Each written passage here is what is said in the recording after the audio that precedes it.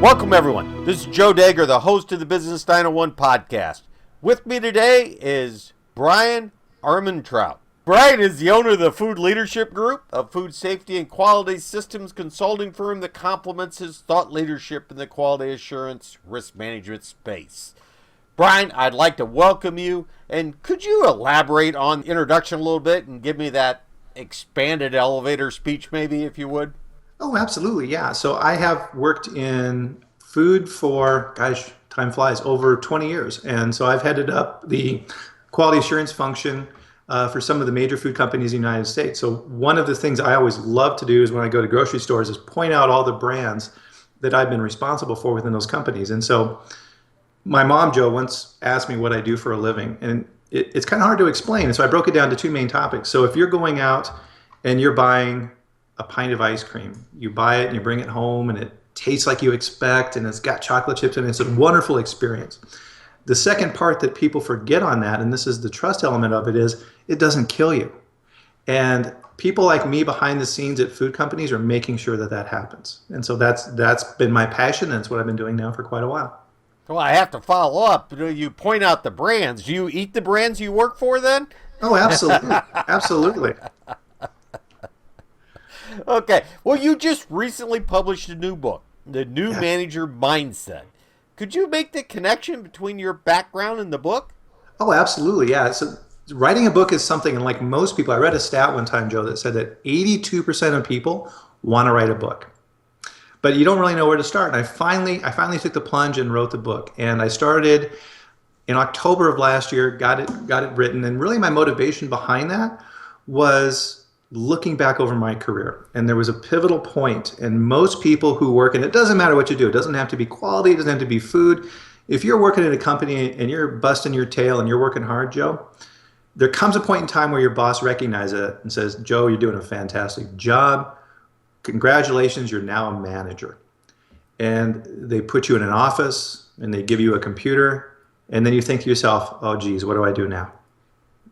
The skill set that made you a good contributor, so being a microbiologist or working in a plant or whatever it was, now is not the skill set you need to move forward.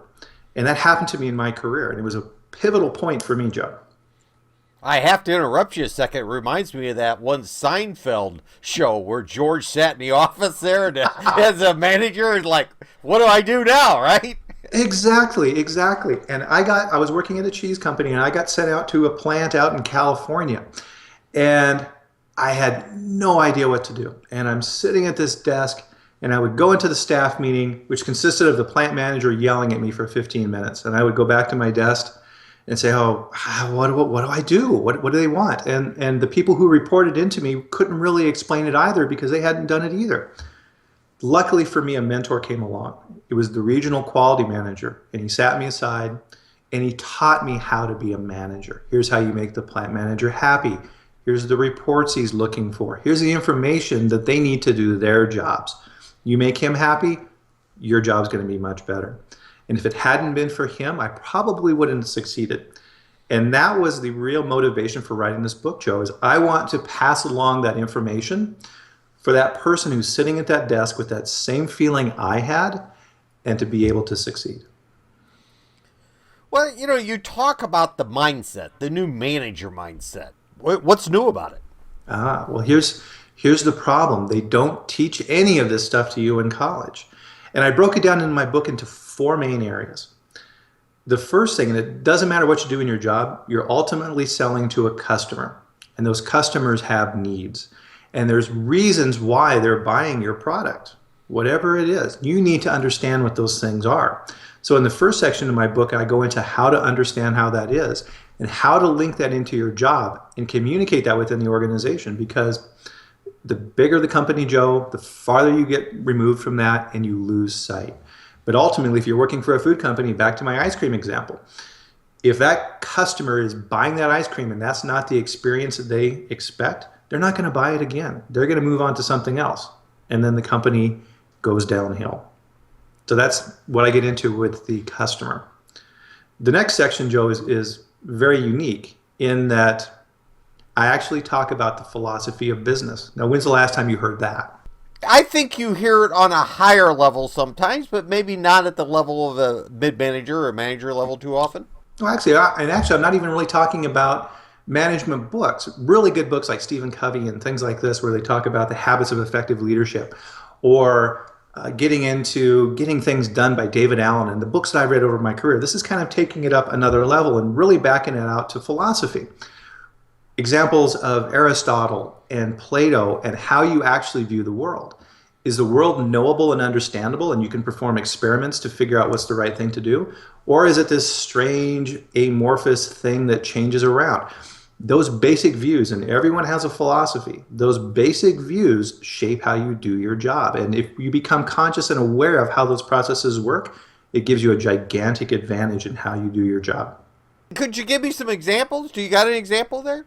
Oh, absolutely. So I worked with an individual early in my career, and this was a key learning point for me. And I go into a lot of detail in this book of how I learned this. We would sit down for meetings and we would plan out over the course of the quarter how we were going to do things. Well, then the plan would go awry, and I would sit down with him and say, all right, let's figure out what went wrong here. And he would pretend like those earlier conversations never happened. So from his viewpoint, if he simply wiped out that reality, it never happened, but it did. And so we had to learn from that and move forward if we were going to repeat that mistake. Ultimately, he didn't succeed in that job. Now, he was a very nice man. I enjoyed working with him, but that philosophical view that he had that he was completely unaware of, and I didn't know enough about it at the time to help him, but that really hurt his career. How did you, as a new manager, I mean, how long have you been in management now? Let me ask that question. Well, so I'm in my late 40s. And I've led quality assurance functions within food companies since I was 32. Okay, so a while now, right? Oh, absolutely. But I think one of the most specific things that I took from the book and listened to you talk beforehand and just a couple of emails with you is the reliance on that mentor. Yes. Okay. How important is that for someone to have a mentor, let's say? Oh, absolutely. It's very important. And they've been down the path that you're going down. So if you want to accelerate your growth, don't go out and just try and do it on your own. Learn from people who've been there before. If you want to start your own company, if you want to start a consulting firm, get yourself around like-minded people and understand those principles that are necessary in order to be a successful manager. Generally what people do, Joe, is they just kind of look around and try and mimic what other people are doing. Well, those other people don't necessarily know what they're doing either. So figure out who's excelling, approach them. People love to help other individuals within their company or even within their particular industry to succeed. And it's extremely important. So do you think companies do a good job as far as acquiring mentors for new managers? No. I think they, would that be something that you would think that should be part of, let's say, development before, during, and maybe after when you become the mentor, right? Oh, absolutely. So as an example, if you're working in a production facility, so you're brand new in a plant and you start your job, you're assigned someone to train you. And in most jobs in life, you get someone to train you. For a manager, no. Now with that training part that happens in a plant or at a single contributor level, they're helping you and they're helping to develop you, but they're also evaluating you. Is this the right person for the job? Can they perform it quickly and accurately? Or, okay, they're doing the job, but this person needs some oversight. Or, this is not the right person for the job. We need to move him to something else or find a replacement right away because it's just not going to work out. As a new manager, what are some of the pitfalls that you face when you sit at that desk the first time? It's that fear. It's the fear of the unknown, and that grips all of us. You're in a new role and you're not quite sure what to do. So you go to the meetings and you don't say anything, and you wait for someone to say something, and then you latch onto that. It's that guidance piece. So the biggest fear, and this is kind of where the cover of my book came from, which is a person sitting behind a computer, sweat pouring off around their head of, oh my goodness, what am I going to do? It's that deer in the headlights, what do I do? But you're too proud to ask, that can really sink your career quickly. when I'm sitting here thinking about the rational thinking and practical tools, is that what you kind of centered upon in the book? I mean, the more how to and the nuts and bolts of things. Oh, absolutely. So the next section in the book, so the first section is on the customer. The next section's what we're talking about now is this philosophy of business and how you look at the world. The next section then is systems. So how do you put together the proper systems to do your job? Now, most people look at it in terms of their role, but everything in a company is interconnected. So quality and business and sales and the executive leadership and operations and legal, all of those are interconnected. And those people who manage those functions are in the same position as you. If you can go in and explain this framework and systems within that philosophical framework and help them develop out their jobs, your career is really going to move up quickly. What was the fourth section then? You said you had 4 sections there. Absolutely. The fourth section, Joe, is you can't do this on your own. You have to surround yourself with excellent people in order to do that. And you have to be very selective about who you hire, not only from a skill set, can they actually do the job, but is this somebody who fits in with the culture of the company, who can help contribute to it? And is this somebody I want to work with? Is this somebody I can enjoy being with at work, who sees things from the same mindset as I do? And we can help and collaborate these things. When people are on my team, I'm not their boss. We're part of the team. We're all working on these things together. And I'll throw this question at you. There's one of the things that I always ask every candidate that I interview. And it's this question. As you look back over your career and all the wonderful things that you've done so far, what are the top 3 things that you're most proud of? No, I think that's a great question to ask people of, Yes. okay? Because it really does, is that something should pop right away. Pops with me is when I left a company after being the president of it for, I don't know, 5, 6, 7 years or whatever, and being the general manager for another 5. But when I left that company, it continued to be successful. And I thought that was the biggest compliment I could take. If I would have left and it would have went failure, that would have meant that I really didn't develop people. Absolutely. That's what it all comes to. And that's why I included people and development in the last section of my book, because it all comes back to that, is building out that team and helping through mentorships and developing people within your teams to get to that next level. I've had the privilege through my career, so I'm a vice president of quality. And I've had the privilege of helping other individuals within organizations, other food companies, to reach that level as well. And I'm extremely proud of that. I have to ask you, how do you think your background in quality and risk helped you in management? I mean, did that play a role that it really did assist you in management? Oh, absolutely. Yes. So every department within a company, Joe, has systems. Everybody has processes of how to do things. A lot of times within companies, you'll build up a legacy of things that were done in the past that are no longer required. One of the things that I do in quality when I come into companies, that's one of my expertise, is really coming in and building out those structures and systems. And this gets back to the risk piece of it, to help companies cut through all that clutter. That's the philosophical side of it.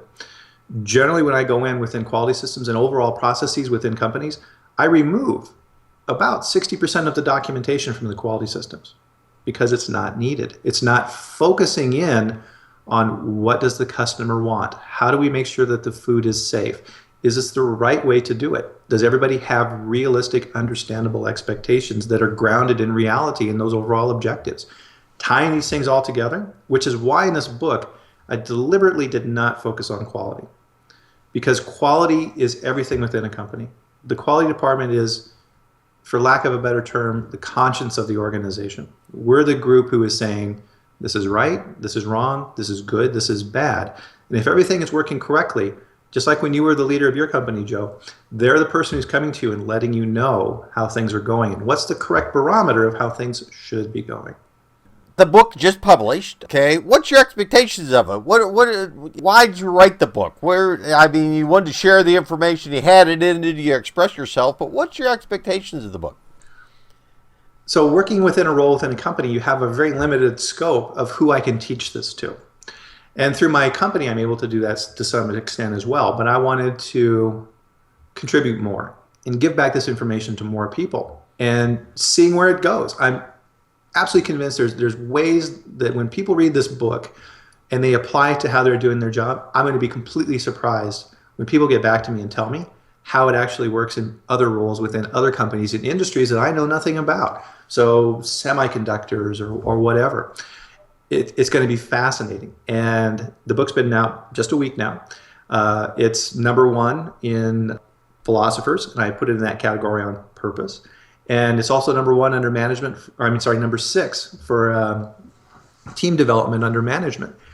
So very proud of that. So hopefully we get the word out and we're able to help as many people as possible. Well, I would like to thank you very much for your time today on this, cheery Saturday morning we have here. Bryan, what's the best way for someone to get a hold of you and learn more about what you're doing? Yes, good point. So the usual suspects. So I'm on LinkedIn. So Bryan Armentrout. So Bryan, and my last name Armentrout. It's one of those names you get used to spelling. Facebook. My book, you can search for newmanagermindset.com, and that will get you more information on what we talked about here today. And of course, Amazon. Well, that sounds excellent. This podcast will be available in the Business 901 iTunes Store and the Business 901 blog site. So thanks again, Bryan. Well, thank you. Appreciate it.